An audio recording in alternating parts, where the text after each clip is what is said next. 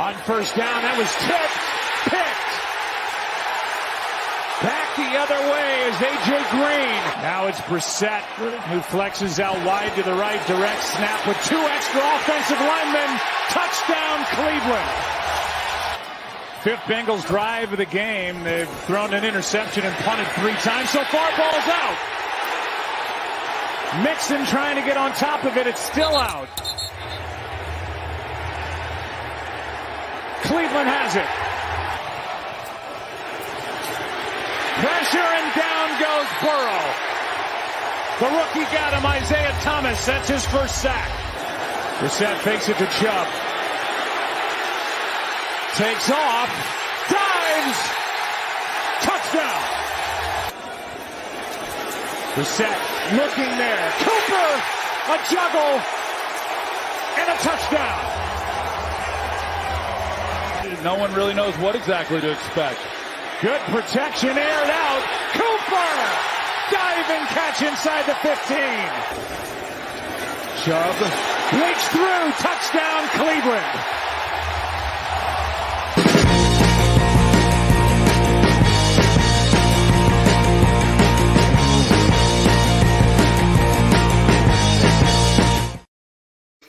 Yes, welcome everyone to a Victory Wednesday. Why not? After a resounding 32-13 win over the Cincinnati Bengals, the Browns have promoted themselves to a 3-5 record. I hope that you guys missed me. In any case, I've had a couple of weeks hiatus. Very, very happy to be back and happy to be talking about a Browns win. Let's introduce my ever-present guests, I'm probably going to say now, because you guys have been here for the duration. I've not. Owain, how are you feeling, bud? Yeah, good. It was nice to see a Browns performance that we could all be proud of on Monday, and it was exciting to watch for a change. And yeah, it's a nice feeling, isn't it, coming off a win? And it's not one we've had for like a month. So yeah, good feeling. Enjoy it while it lasts. Yeah, it's quite mad, actually. It's been a good 4 weeks, I think it's been, since the last Thursday night football against the Steelers, if memory serves me correctly, actually. Shaun, now you've had your own stuff going with building an extension and all sorts. This must have been really nice relief for you coming out of that and coming into... Were you actually able to watch it live, or because you weren't on the chat, did you have to wait until the morning after? Yeah, I did. I waited till the morning after. I did and ah, but now the sleep was very much required with everything else that I've had going on. But yeah, lovely to wake up to hundreds of messages from you guys, which was good. And yeah, thoroughly enjoyed it, as you say. A bit of a strange one, really, because we've generally been pretty good following defeats under Stefanski. We haven't gone on many losing runs. I think this is probably his longest losing run, I would say, without looking it up. I guess that's probably correct. So yeah, certainly felt a lot more like it. So yeah, plenty of encouragement there. We say moving forward. Yes, I'm usually one that's cautious at this point, not to get overexcited. But when you beat the AFC reigning champions by that convincing a margin, you do tend to run away with it. Anyway, let's take a look at the game in a bit more depth, shall we? So the Browns spooking the Cincinnati Bengals on Halloween night. And beating them in pretty much all facets of the game. Passing yards, 268 to 193. The Bengals will cite the fact that they didn't have Jamar Chase, but when you consider who else that they've got in Higgins and Boyd, you do sort of gloss over that. Rushing yards, 172 versus just 36. The Cleveland defense locking down any chance of running early, and they weren't going to run late. Both sides had a couple of turnovers, a fumble and an interception each. The Browns winning the sack race 5-2, and time of possession, which is probably actually one of the key stats when you look at it. The Browns dominating that 36 minutes and 45 seconds of the total hour went to the Browns. Let's take a quick look at the offense, guys, to kick off with. Jacoby Brissett after having what I thought was a real off day a couple of weeks ago against the Patriots, and then a shaky but good enough performance against the Ravens, coming back with 278 yards, 17 off 22. I think he had a next gen stats rating of 92 out of 100. He was that on the ball on Monday night. The touchdown as well. In fact, technically, I should say 2 touchdowns. He had one through the air and one with his feet. Sean, what did you make of Jacoby? And playing that stat line there is one of a quarterback that we'd be very happy to see week in, week out.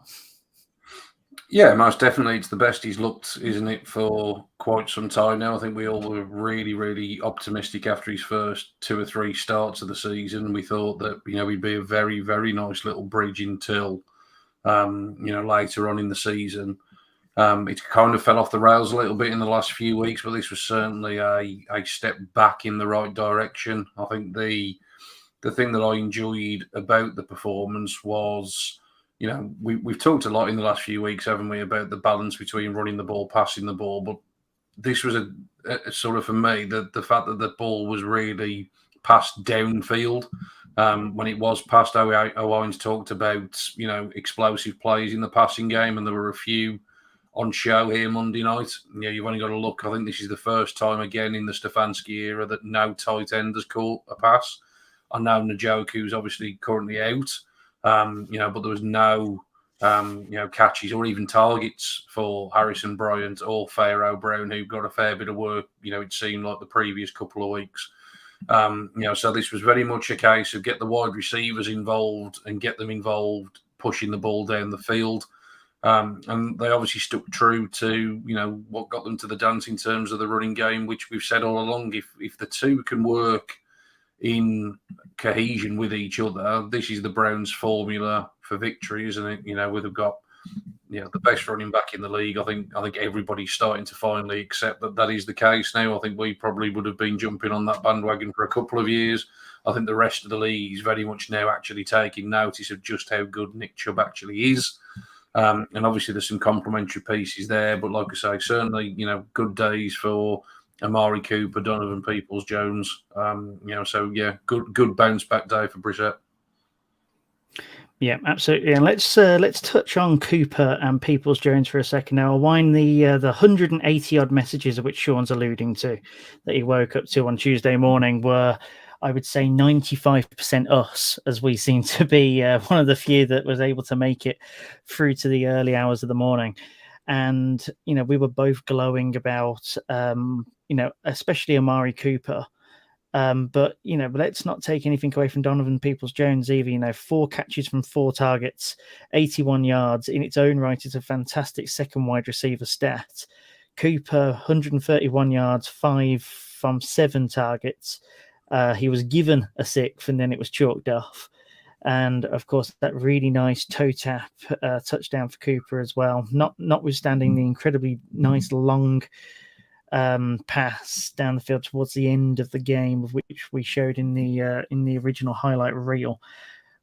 Does this now, especially considering that this is Jacoby Brissett and not Deshaun Watson that's currently throwing the ball as well, and the fact that we're seeing this sort of production against a team that many people say should be in the top 10, does the Cleveland Browns still have a wide receiver problem?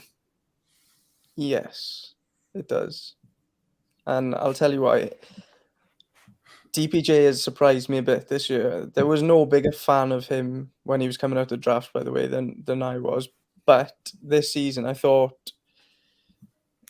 he could be a capable 2, but he's even surprised me in terms of what he's been able to do. Amari Cooper's been brilliant, literally brilliant. Like, we had the promise of OBJ doing what Cooper's doing now, but Cooper's just getting on with this so quietly, and he's, for a 5th round pick, it's an absolute, steal.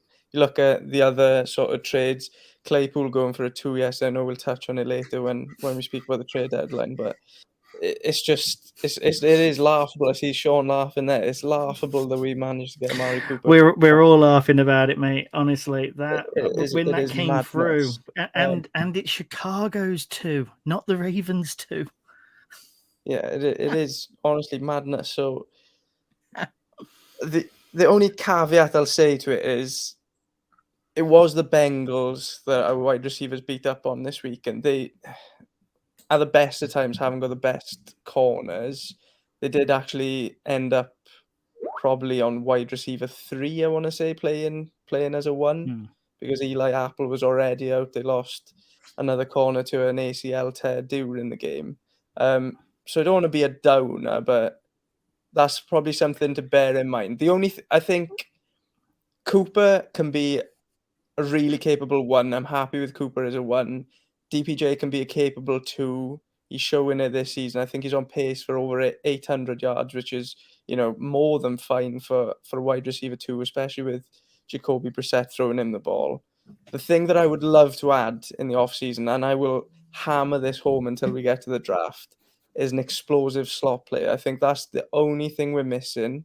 And I think if we get one of them in the draft next year that can, run up the seam, has explosion after the catch, get one of them in the draft this year, hopefully improved QB play like we're all expecting, this offense could go crazy, I'm telling you. Yeah, no, that's sort of what I was expecting you to come out with, actually. And my next question was going to be: Does the draft solve it if we go in there with a second rounder, for example? Use that to take a wide receiver and be done with it. I look at the roster now and what it could be like in 6 to 8 months. Jakeem Grant can come back in and he can definitely play a slot role. Maybe not to the extent of which we would want, but he can definitely go in and do a job. But if we can go in, get the guy and bring him up alongside so that we've at least got options there. And then, I thought the amount of times that we played Michael Woods on Monday night was interesting. I know that I know you felt the same as well. And I think that we can now put the nail in Anthony Schwartz's career at the Browns, at the very least. Yeah, definitely. And like you said, is the answer in the draft. And truth be told, I've been watching the draft. I've been watching college quite intently at that position this season, because I was expecting us to need a wide receiver again this off season. And I was saying to a couple of guys earlier that this wide receiver class coming up, it's not going to be as exciting at the top as what it was last year. But quite frankly, that doesn't matter to us anyway. We're not going to have a first round pick to use on a wide receiver. But what this class is, in my opinion, is perfect for what we need.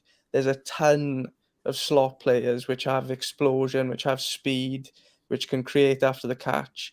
And they're all going to be available in rounds 2 to 4. So I think we're going to get plenty of opportunities this year to get that explosive slot player that could take this offense to the next level.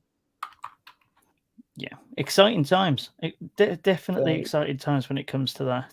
And it's nights like Monday night that show you that we are only that sort of little bit away. That's definitely what I take away from that. Before I move on to the defense, I just want to give a shout out. I'm just loving being back in the booth. Spencer, you've apologized for being late, even though you're moving house tomorrow. Look, that kind of commitment is incredibly commendable. Love you for it. Hope you're enjoying it whilst you're boxing your stuff up. I myself am going through a move in a couple of weeks, and I'm trying to dance this round it. So nice to know I've got a brother in arms on that one. You enjoy yourself, bud. And to anyone else that's currently watching, feel free to send in your comments if they slot into the show. I'll more than happily engage, as will all of us. We do enjoy that. Let's head over to the defensive side now. The theme was very obvious. Attack Joe Burrow, force him to throw it short or throw it behind, and then get to them. And if you had told me that was the game plan 2-3 weeks ago before I went on holiday, I would have said absolutely not a chance it's going to work, because we're going to miss 7 or 8 tackles, and every time they check it down, it's going to the house. Where the hell has this defense been? They are making tackles left and right. Shaun and Owain is looking like a brand new flipping first round draft pick. You know, he made 6 tackles and assisted on 7, and also got himself a sack. Isaiah Thomas is looked like Myles Garrett for for his sack. I think that everybody was like, "Oh yeah, Myles Garrett gets the sack." Oh no, it's Isaiah freaking Thomas. So yeah, I'm AJ Green made the interception. This is like, Shaun, I'm going to come to you first, mate, because I'm starting to do what I always do, which is just sort of flounder at this. But I think that you two have watched this a bit more intently than me over the last 2 weeks for obvious reasons. But where has this defense come from?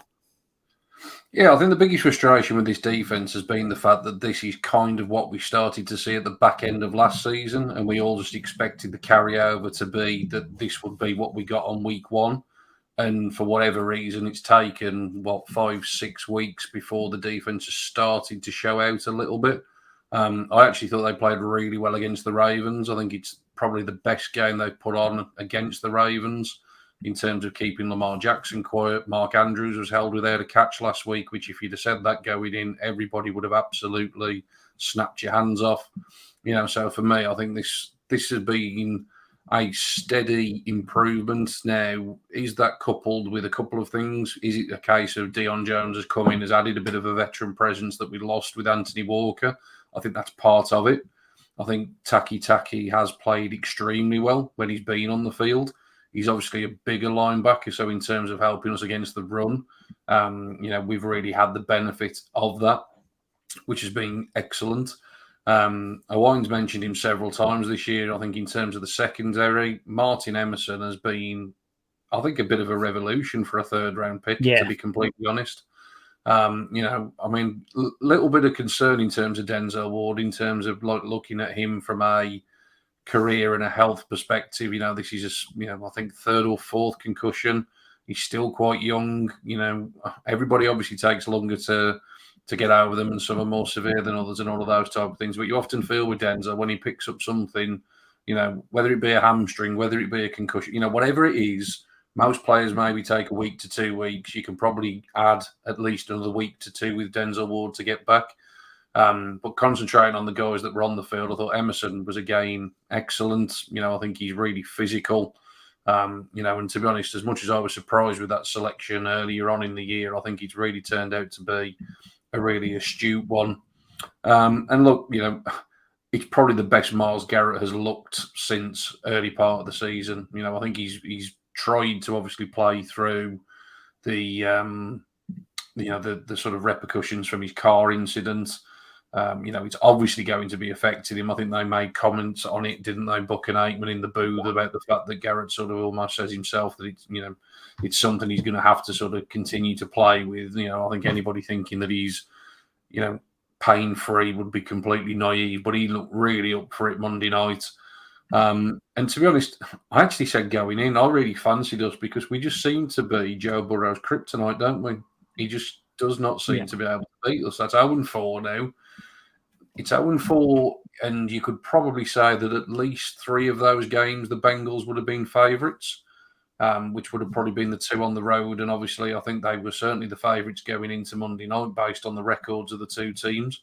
But for whatever reason, he loves throwing interceptions against the Browns. He loves getting back against anybody, doesn't he? Let's be honest. But, certainly the defense sort of pricked their ears back and got after him, as you say. And it was really, really encouraging. I won't speak too much longer because I'll let Owain come in and obviously give him some points to make. But just very, very briefly, I think in terms of the defensive side of things, I had to laugh at Spencer's comment there of hire Joe Woods. I don't know if either of you have listened to the press conference today. We might talk about it a little bit later on. I think anybody that wanted Joe Woods gone is probably going to be a little bit disappointed about some of the stuff that they heard earlier. I think Joe Woods is very much respected and liked within that building. I think so. The disappointing thing is it took 4 or 5 weeks to really get back to where we ended last season. So long may it continue, and hopefully this second half of the campaign particularly if we do get this improved defence, which we're hoping that we're going to get, we could actually start seeing some complementary football week in and week out. Yeah, absolutely. I've just taken a look at a couple of other stats as well whilst we're talking about the defence. Something of which interested me was obviously those first few weeks of the season. Shaun, you even said, where's Myles Garrett? And, it was obvious that he wasn't able to get, as quickly to the quarterback, etc. PFF, as much as one of you really appreciates a score and one of you has reservations, shall we say? Anyway, let's not open up that can of worms. Myles Garrett is the highest graded player this season with 92.9 out of 100. Highest graded player this season. I think that just goes to show as to how his last few games have gone. I think that he's been able to get to get that pass rush a little better off. He obviously had some success right at the start as well. I think that injuries were more the concern than anything else. Owain, let's bring you in because Shaun very graciously gave the floor in order for you to be able to do that. Tackling, obviously, probably one of the main improvements in terms of Monday night. Was there anything else of which you saw of which you were impressed by or thinks that still needs looking at? I think it's interesting you bring up tackling there because 2 weeks ago, me and Shaun sat on this pod and sort of joked about how on earth they were going to get better at tackling by watching film, and it was unbelievable. And they did it. The difference on Monday was absolutely unbelievable. I don't think they missed one on Monday, and literally any time Burrow threw it to the flat, they were on whoever was catching the ball like a flash, and they were nailing him straight away. No 2-3 yard gains after the catch, nothing.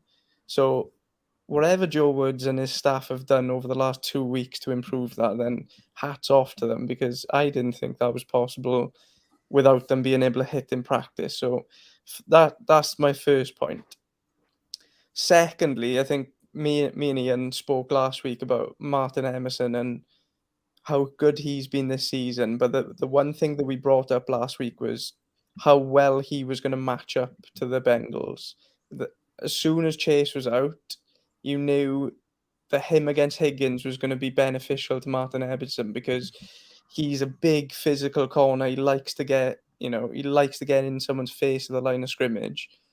And if it was going to be Jamar Chase, then he was probably going to get roasted down the field a few times. But if it was Higgins, then he was going to stand up and he was going to make himself known. And it's exactly what he did. He was brilliant again. I think he posted a top 5 in terms of our defense, defensive grade on PFF again this week. And then the last point I'd like to make was, I think it's interesting. I saw a tweet earlier that John Johnson's been given the green dot back. And I wonder how much that has changed our defense over the last few weeks. John Johnson being the main communicator, calling plays, because he did it a lot last season towards the end of the season as well, when our defense was playing well. So I don't know whether it's just a coincidence or whether there's something big in that. But I didn't understand really why he wasn't green dot to start this season after the success that they'd had to finish last season. And then he's got it back for the last few weeks by the looks of it. And there's been a massive uptick in our defensive performances. So why they started off with Phillips with a green dot, I don't know. But if Johnson is keeping the green dot going forward and that's how our defense is going to play as a result of it, then sign me up. Yeah, that's interesting actually, because a lot of what the early defensive issues were about communication. It was something which was constantly brought up by Johnson, no less, but also by plenty of people, especially in the secondary of the Browns. And I can't think of a single time where communication was an issue on Monday night. I mean, it helps the fact that the Bengals basically give you the read before they ever snap the ball off. I don't think I actually was surprised by any pass or run play, of which the Bengals did last night. I keep thinking it's Tuesday, it's Wednesday, on Monday night, because they line up so obviously as to which it's going to be. But definitely no blown coverages. They knew where to go when. It was all very nicely, and I feel like apart from maybe one play against the Ravens last week, that was also the same from what I saw as well. So yeah, things are definitely getting better. And then it becomes a question, obviously, next season, if we already start looking that far forward,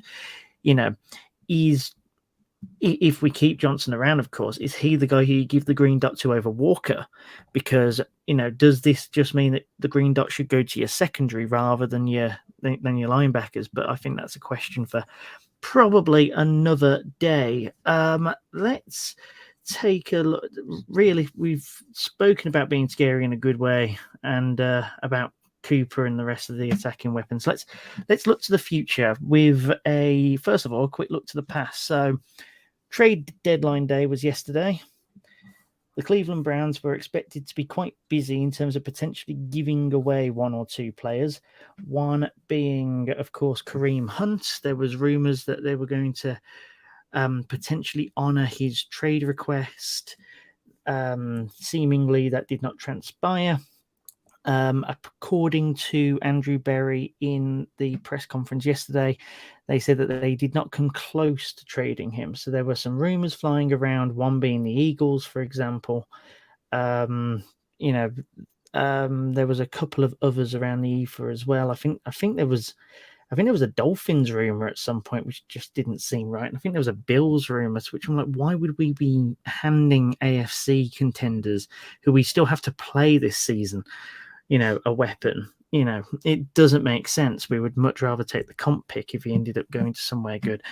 Anyway, so apparently that never happened, but they were close to acquiring a player, but it didn't happen. So that makes you wonder, as that player probably got sent away during last night's madness. There were a total of 10 trades on deadline day. We've already spoken about Chase Claypool. Shaun, I'll come to you first, bud. Obviously, a lot went on last night. The Dolphins seem to be the team that got the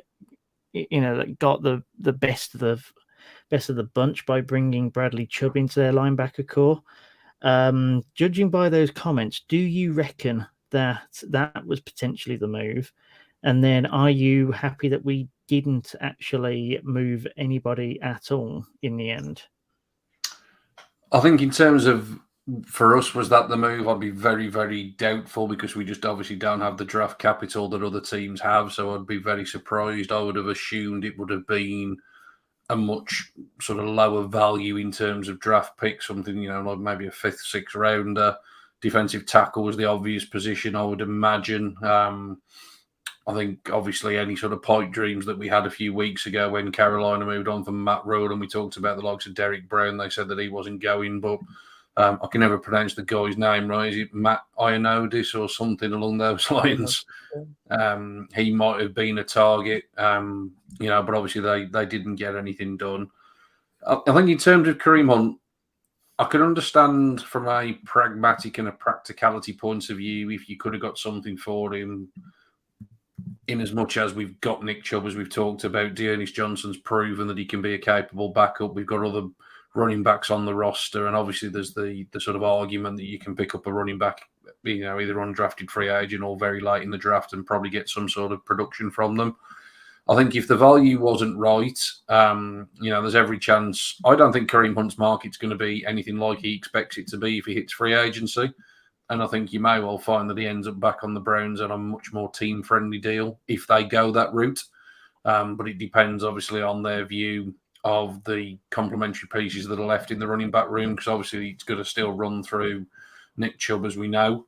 So I can see the Kareem Hunt thing going one way or t'other. It could end up compensatory pick territory as well, potentially. So you might, end up sort of with a net sort of what you were going to gain from it yesterday. So I'm not too disappointed, to be completely honest. I also think winning the game Monday night does realistically keep the Browns alive because of the fact that they've now got 2 games in the division. They're 2-1 in the division. We've obviously got 3 more divisional games ahead of us. We have got some favourable looking games on the schedule, and now that when we started the season, these next 3 coming up really look like toughies. But I think anybody would take the chances against the Bucks coming up. Miami's going to be tough. There's no doubt about that. But they have been fallible. The defense was really, really tore up by the Lions in the first half on Sunday. So you can get at the Miami Dolphins. So I think that also probably played into sort of keeping hold of assets as well, because I still think they would look at this season as win now mode.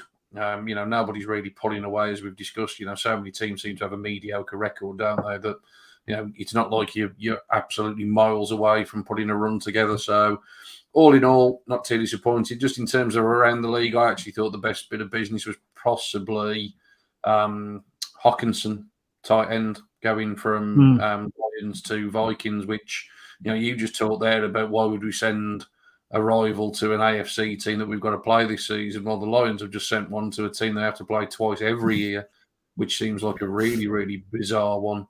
The Lions are just bizarre, mate.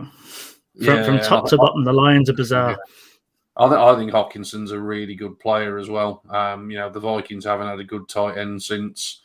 Well, Cole Rudolph had a few decent years in the start of his career, but I think Hawkins is a real upgrade for them. So, I thought that was a good bit of business overall. But like we joked about it earlier, to be fair, the Steelers probably feel like they've won if they managed to get a second-round pick back for Chase Claypool. But not overly surprised or disappointed with the Browns' lack of activity yesterday, to be honest. Yeah, no, it's all right. You mentioned the Claypool trade again. How on earth have the Steelers been able to get out of Dodge with that is beyond me. But I digress, because that's going to be half an hour of me just moaning. Owain, you made it a point to make sure that I stuck in stuff about the trade deadline, so I'm just going to give you carte blanche, mate. Do you want to talk through your musings on trade deadline day and the Browns' position within it all? Yeah, I was slightly actually disappointed that we didn't actually get rid of Hunt, to be perfectly honest. I think there seems to be a little narrative floating around that Kareem Hunt's a top 10 back in the NFL. He's not. Just let's put it plain and simple, he's not. He hasn't played well actually for a while now. I don't know whether that injury last year hurt him like more than he let on, but ever since that, he's not really played all too well. He wasn't good last night on Monday night either. Personally, if we could have got a 5th round pick for him, I would have taken that and run with D'Ernest, because D'Ernest looked really good last season. He looked good when he was running the ball the other night as well. So I don't think there's a huge drop off, if anything, there. So I was actually a little bit disappointed we didn't get that trade done. You mentioned earlier, whether that player that we were after got traded somewhere else. I don't think so. Looking at the players and what they went for, the only positions that I would have thought they would have been really keen on would have been tackle, like Shaun said, defensive tackle, or wide receiver. There was no chance they were in that Claypool deal at all. No. We wouldn't have seen him go to us from the Steelers for a start, and then to give up a 2 for Claypool, that's madness. So, you look at, I've heard. Actually, you know what? I'm going to interject here. Shall I tell you as to why Claypool went for a 2? Because the Packers went up against the Bears. According to a couple of the NFL insiders, apparently the Packers also put up their 2 to try and outbid the Bears, and the Bears saw their bluff. And the Bears had to put down their 2 rather than the Ravens' 2 to get it over the line. It makes sense in a way, but you're still giving up a 2 for Chase Claypool.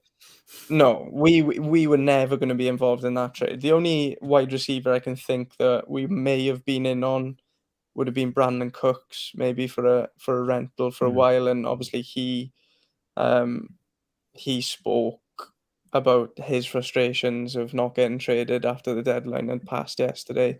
But Bradley Chubb, there would have been no chance we were in on that. One, draft pick wise, doesn't make sense. Two, we wouldn't have had the money to pay him as well. You know, you're paying Miles top edge money in the league. You're not going to pay your edge over 20 million either. So, I'd be stunned if Chubb was, even a consideration for us. But yeah, I think looking at the Claypool deal and other deals around the league, I think just hits home how good of a trade that Amari Cooper trade was for us at the start of the season.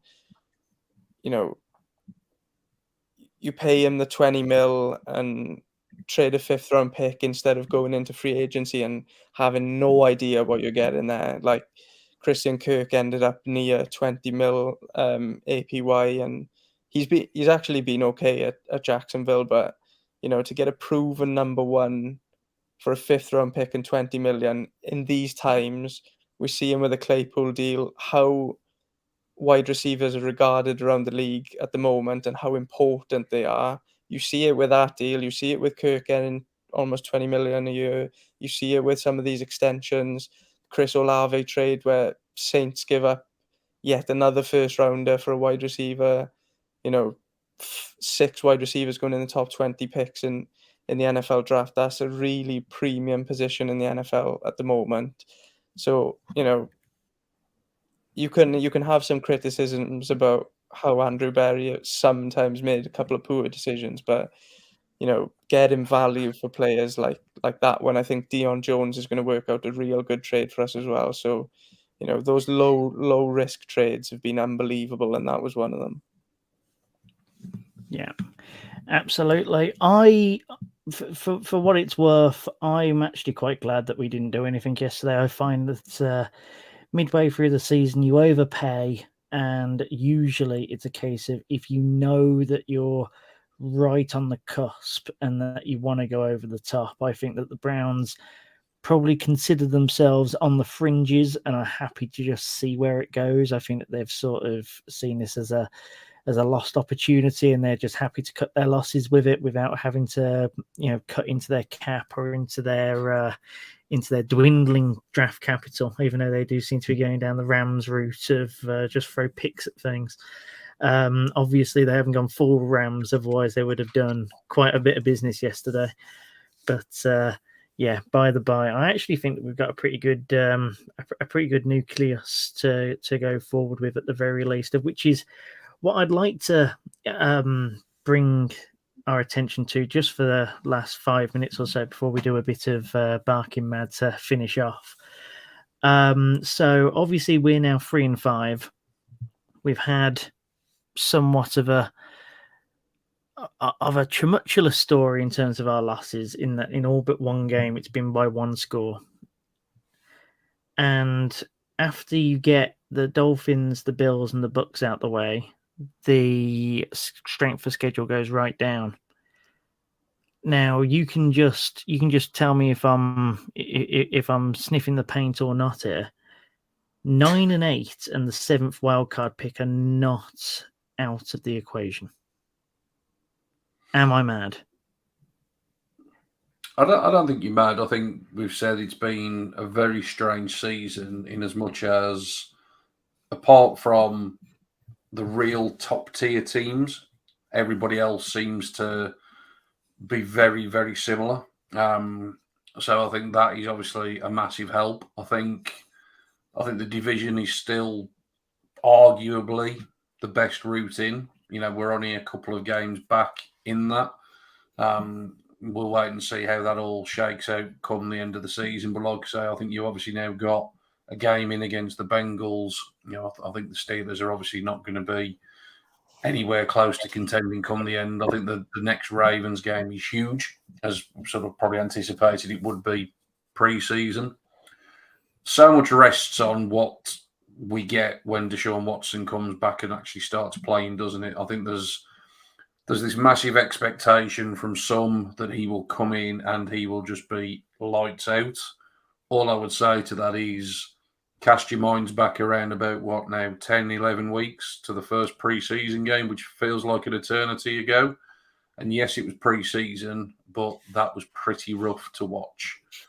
Just a bit. This is a new scheme, new players. Wouldn't have thrown a ball in the best part of 2 years or however long it's going to have been. Not saying he won't be able to. Fingers crossed he can. But let's be honest, that trade when it was made, particularly probably pretty safe in the knowledge that some form of suspension was coming down the tracks, was with 2023 and beyond in mind. It wasn't really to salvage the 2022 season. So I think there's a chance if they can pick up a couple of wins out of the next three. I think, look, let's be honest, I don't think any of us are giving us a hope in hell against the Bills. All right. And that's not anybody being negative. I think when I said about the top tier teams, the Bills are very much the top tier team. Probably the Bills and the Eagles have been miles ahead of most. Yeah. If we can get a game in terms of the Dolphins, which I think is a 50-50 kind of matchup, they will probably be slight favourites, but I don't think it would be completely unreasonable for us to have a chance at winning that game. And certainly at the moment, the way Tampa are playing, that's all of a sudden looking like a game. Like I say, if we could play that this weekend, you'd rather play it than be on the bye week this weekend, wouldn't you? So I do think it's possible. I think, like I said, right when we talked earlier, I think the defense needs to continue to play at the level that it's sort of found itself in the last couple of weeks. I've been relatively optimistic. I think, we were talking a couple of weeks ago, weren't we? We'll be more than likely going to end up at 2-9 by the time, we get to that sort of week 12. And I sort of said then, I don't think we're a million miles away. I really don't think we've been a million miles away in most games. But a 4-week losing run is tough to swallow. It's difficult to really find that optimism. And, the reality is, we could go through each game and you said it yourself, mate, could have won, should have won the Jets game, could have won the Falcons game. We're an Amari Cooper pass interference call away from beating the Ravens. And let's be honest, that was no worse than the T. Higgins touchdown that ultimately was irrelevant this week. It really wasn't.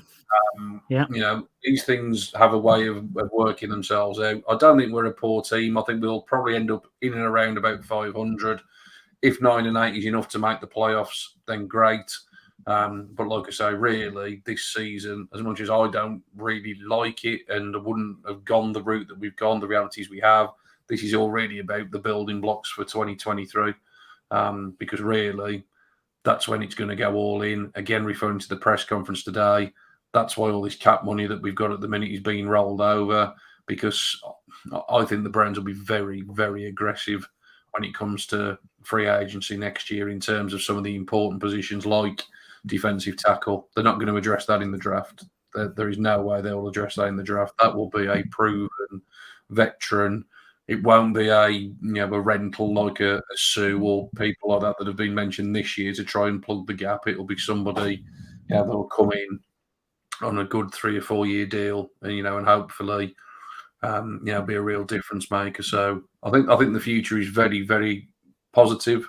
I'm like I say, really pleased with some of the aspects of what I've seen. And like I say, I don't think it's beyond the realms of possibility. But obviously 2 weeks is a long time, isn't it? We don't play a game. If we lose to the Dolphins game, then all of a sudden we could be looking here thinking, we've got a real mountain to climb now. So we shall wait and see, but certainly more optimistic following this week than we have been for a little while, that's for sure.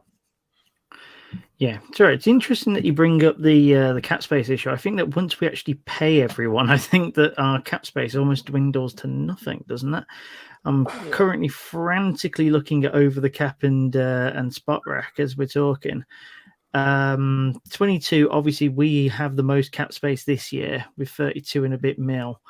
And I do believe that our effective cap space, according to over the cap, is 825,000. Apparently. Yeah, but so the first thing the Browns will do in the off season is they will restructure Watson's contract, and it'll all become a signing bonus. And there's another 35-40 million in cap or whatever. Look, my view on cap space, mate. There's plenty of ways you can be very, very clever and get whatever cap space you need. I think the Browns will be fine when it comes to cap space. Yeah, we'll touch on this when we do pods in the summer, but I think the NFL should bring in some kind of rule to just stop that from happening, because I'm pretty sure that the New Orleans Saints and the Los Angeles Rams actually just have a continuous cap. They've got the infinity symbol next to their names more than anything And else. how are those two teams doing this year, just out of interest? Let's see. I'm wondering as to whether or not. What have I got the Rams down at? I still have the Rams to go 10-7 currently. So What are they now? doing all right. They've got like one win. I can't recall, mate. I've been to bed since then. Not well, Yeah. I'm gonna say. No. Owain, let's get your thoughts on this, bud, in terms of whether or not I'm mad at 9-8 here. I might just be high off a win. Obviously, we're not closing out close ones. There's some good ones to go, and a quarterback that apparently will play against Houston. That is happening, according to Andrew Berry. He fully expects him to play in Houston. So no getting away from a baptism of fire either, which I know is your fear with all this as well. So yeah, are we just thinking that that this, despite this, it's a case of just, it's going to be rocky? Yeah, for me, like, Monday does give you a little bit of hope, but how many times have we had, a smidge of hope before? I do still think that we're going to miss the playoffs. I think, if you do manage to win the Dolphins game and the Tampa Bay game, then you've got some real hope. But oh God, if we me, win both of those, then I'm already coming up with playoff slogans, mate. I'm doing a rebrand. I'm doing everything. I'll be right on the flipping bandwagon at that point. I still, like, even if we do win those two games, I still foresee Watson coming back and struggling. So yeah, I don't think it's all going to be sunshine and rainbows when it gets to that Houston game. So for us to then run the table and go 6-0 or even 5-1 for me is a stretch. You mentioned it there that the Watson is going to play that Texans game, and I mentioned in our chat yesterday or the day before, like, would it be all that bad if he sits that game and Brissett just takes the heat away from that one? Because that one's going to be volatile. Really, really hard situation to go in to play your first game in 2 years against your former franchise, who everyone in that building is going to want your head on a stick. Like, in a game that you're going to be expected to win by literally everyone, and everyone's going to want you to lose. Like, the media are going to want us to lose that game. Every team's fans are going to want us to lose that game. Everyone in the stadium is going to want us to lose that game. But going into it, you're going to be expected to win by like 20 points. So for me, I would probably play Brissett that week, to be perfectly honest. I think he gives you maybe more of a chance, weirdly, of winning that game. I tell you something, just to interject into that, that might actually be the best way of bleeding him in, though. If you've got a game where you're expected to run the table in terms of handicap, etc., right? Everyone's expected to piss all over the Texans right now. They're trash. They're obviously tanking, etc. If the defense continues on its current trajectory from the last game, and even to some extent the game before, and can limit the Texans to, let's say, something around like 14, 15 points, you could probably lean on almost anybody to get you about 17, 18 points. Let's not forget that even we don't know exactly how he's going to come out afterwards, but we don't give the guy $240 million guaranteed if he can't be better than Jacoby Brissett, even from the gate. If he can just perform even slightly less, even a smidge less than Jacoby Brissett is currently performing, you'd still expect us to win that game, I think. And then to do it in that atmosphere, would that then just be the complete driving force for him to then just go from one step to another to another? Yeah, in a perfect world, yeah, that would, if your defense comes out firing, you get an easy victory against your former team with all that pressure on you, then every game becomes easier after that. But that is in a perfect world. We saw him not react particularly well to getting booed by Jacksonville in a half-empty stadium in preseason. So No, I just think people underestimate the mental toll that the sport can have and how much that mental aspect can affect your performance levels. And for me, it's not quite as black and white as what people may make it seem. No, of course it's not. And realistically, all we are three guys sitting in bedrooms or kitchens discussing this, really. So, what do we know? But but by the same token, I feel that you don't accept that contract. You're not put in these situations if you can't handle it. But I think Deshaun it's such Watson a knows one-off just how event much smoke is coming. It's a one-off event and nobody knows how anyone's going to handle it. For me, like, you can pay him the 240 million because you've seen him play really, really good NFL football at times, and that's why you're paying him that 240 million. You're hoping that he can handle this event and this situation well as a person, and maybe you think that he's got the mental capacity to do that. But until that situation is thrusted upon you, I just don't. For me, it's not as plain and simple as Watson's back. He's much better quarterback than Brissett. He's going to go and double Brissett's passing yards, double his touchdowns. We're going to win by 40 straight away. For me, it's not as simple as that. But I'd love to on that note. By the way, my beer prop from the start of the season just is not going to happen. No. Brissett has ended up throwing closer to 300 and 200 yards in the last few games. It would take Watson actually scoring 410 or so yards a game consistently in order to actually get that beer prop in. So it's not going to happen. I'm going to have to eat the L on that one. But no, I totally get that. And also, Chris has been quite active on this conversation. Just one thing which I'm going to bring up very, very quickly and just almost shut down. The pressure has sunk in a bit. He's had therapy. I can promise you that therapy has had nothing to do with things which are going on around him or anything. It is very much a case of you do realize you've done something wrong, right? And then just probably an hour of just that for the last several weeks. It's definitely not going to have helped him in terms of that. They've got sports psychologists for that anyway, which he'd have probably already been using. So yeah, that's not unfortunately for us from a sporting perspective, not something of which is being covered in those sessions, but he has much more important stuff to cover in those sessions.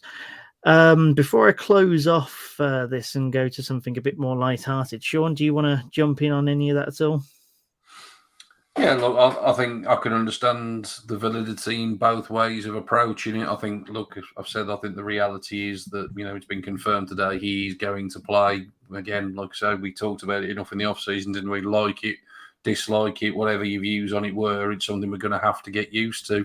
And I think he's going to play, whether it's the right or wrong call. He's going to have a lot of stick wherever he goes for a long, long time. I think it will obviously die down over time, assuming that he has learned in terms of the off-the-field stuff, and we all hope that that is the case more than anything.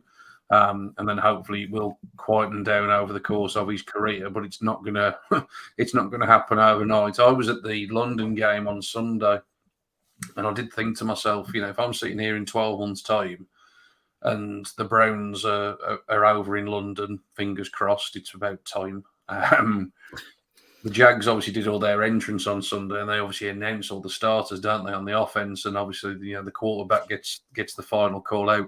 I was sitting there thinking to myself, if the Browns are a home team and they call them out, can you imagine the reaction at Wembley or the Tottenham Stadium when they say, and for quarterback Deshaun Watson? We've said how difficult we're going to find it, but you can just imagine any neutral.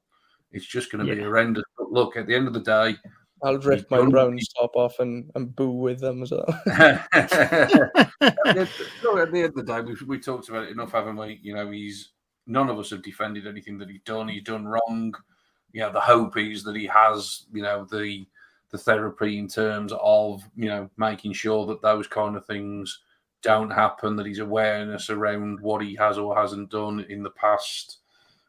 He's obviously heightened But look, like I said, this franchise, this is the future of this franchise. It's a very difficult thing that we're going to have to all get used to. It's been kind of nice, as we said at the start of the season, wasn't it, to put it to the side for a good few weeks. But the reality is, when we come back from this bye week, I bet he can probably be then probably included in practices and all of those kind of things. And the shadow is growing ever longer, isn't it? And like I said before, it will be that week 13 game, and he will definitely be on the field. And let's hope that Chris has got it right, that he will come out and he'll ball, because that's what we want to see from a sporting perspective. I think, all we've sort of said is, let's just be mindful of the fact that, this is a tough game. There's quarterbacks in terms of the guy in Tampa at the moment and the guy in Green Bay at the moment who've been phenomenal year after year after year after year. They have to keep it up year after year after year. It's tough. It's very, very tough. You don't just come in and start throwing the ball around the yard like it's a bit of high school football. It's going to be tough. But like I say, the franchise is certainly pinning its hopes on it. So let's hope from the sporting side of things that it absolutely proves to be the right call. Yeah, and right, moving on to some lighter stuff. And speaking of right calls, I'm going to applaud you both. Just on something very quickly, the Pick'ems League. I take 2 weeks off. I look over my shoulder, and then all of a sudden, I've got both Owain and Shaun peering over my shoulder. I had a pretty healthy lead at one stage, and in fact, I didn't do too badly last week. I got 11 out of 15 right. And yet, both of you end up with 13 out of 15. I thought that I'd made some tough calls. Picking, for example, the Seahawks, and I can't remember some of the other ones, but I was proud as punch on a few of those. I think Washington ended up screwing me over, which would have tipped the scales a bit more. I was sitting very pretty at the late kickoffs, but. At the moment, personally, still second on 75. Shaun, again, apologies for the pronunciation. I felt like I did a little better that time. Is on top on 78. I've been catching them up ever so slightly. The lead's now only 3. I remember when we were first looking at this, it was like 5 or 6. And I think it was 6 last week, and I've been able to start chipping away. Owain and Shaun, you're 5th and 6th respectively now. Not far away. Owain, you're just 1 point off me on 74. I want to point out that I did not know what the margin meant for like 4 or 5 weeks of this season. So the first 4 or 5 weeks, my margin was massive every single week. I didn't know what it meant. And then since then, I've started to bring it back down. But I swear, if this comes down to a tie break at the end of the season, I lose on margin, I'm going to be fuming with myself. Mate, honestly, you're not doing too badly on margin. I mean, compared to me, it's not great, but 85 is not a terrible margin. Shaun's got an 82 margin, so I wouldn't worry too much on that. Shaun, you're just behind, but on 71, you've still got a few points to make up, but you've definitely gone about it in the right way since I've been gone. But all to play for sure. For those of you who are playing in the league, do make sure you get your picks in, because this is becoming a very interesting league. And honestly, every pick matters, because at one point on Sunday night, I was something like 68th in the entire of the UK. I ended up 240 something. Bloody Taylor Heineke. Bastard. So yeah, do get your picks in. I'm going to say that's the start of a bit of a barking matter, which I have called Booing Mad for all things Halloween. It was nice to actually have a Halloween themed game for the Browns. Obviously, very Halloween colors. I saw a few jokes on social media saying, did they just pick these two teams because of them being rather Halloween-y colors? Personally, I don't care. I think the Browns should look to own Halloween, much in the same way that the Lions pretend to own Thanksgiving. I'd take that every time. We should have an all-orange jersey for it even, and do an orange out. But I just wanted to... I'm going to show you some costumes, and I want you to pick your favorite, right? Now, this image does not exactly do it justice. I realize that now that it's rather small on your little streaming pods. But that's Greg Newsome in the background in what's a rather scary looking outfit there. He must have spooked Cade York, at least for that first try that he made. Not going to say too much more on Cade York apart from that, but Greg was obviously doing some business there. John Johnson in a very daring Julius Caesar outfit, considering as to how he'd played before Monday night. Honestly, all I saw when I saw this was just Owain's face of derision and just being like, "No, you don't deserve to be to look that assured of yourself." Then Kareem Hunt in the Joker mask. He very much did not want to take part by the looks of it, apart from the Joker mask. But he definitely played as a pretty good Joker, obviously, on Monday. And then I believe the absolute winner, no doubt, Myles Garrett. DPJ in. I couldn't get a photo. I was going to say, couldn't get a photo. It was all video. Yes, and I was going to give him a little shout out, but I couldn't get a still image. The Browns put it on as a video. What is it that he went as? Was it a Power Ranger? I believe that he went as. Yeah. Yes, it's really just type in Donovan Peoples-Jones Halloween. It'll pop up. It's great. Definitely worthy of a mention. But Myles Garrett gets it, not only just for the whole element of the costume, but also the fact that it completely relates to his goddamn house. Now, he's done this for a couple of years now, and it always brings about this frenzy from the media, especially about him.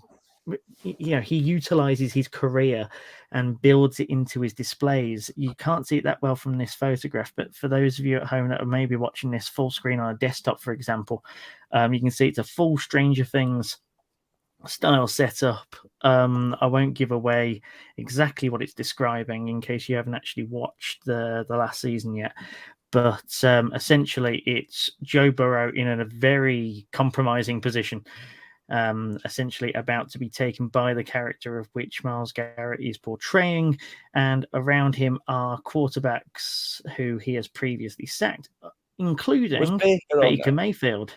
Yes, Baker Mayfield's jersey was indeed on there. It's the most prominent one of which I've seen on most of the photos. From this one, it's the one on the far right. But yes, definitely no love lost there.